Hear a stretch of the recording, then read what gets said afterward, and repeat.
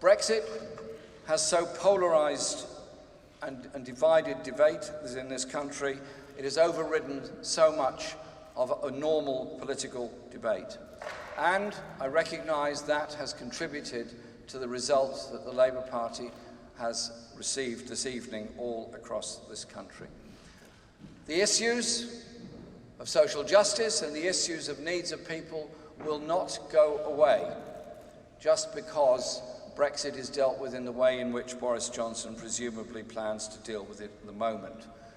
All those issues will come back centre stage in the debate, and the fundamental Labour message about justice and equality within our society is going to be one that is there for all time, because it's the very core of what my party believes in and what I will always advocate on behalf of my constituency and on behalf of my party.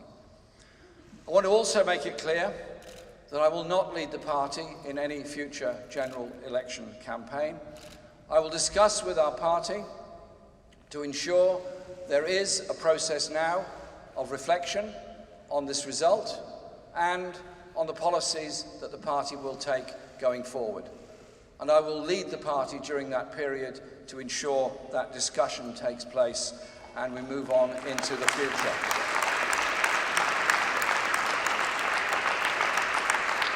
Because I'm very proud of the trust that our 500,000 members put in me to lead this party. And I'm very proud of the way that we fought this election campaign. We did not descend into the gutter. We did not undertake personal abuse. We undertook the task of getting a message of hope and justice to every part of this country.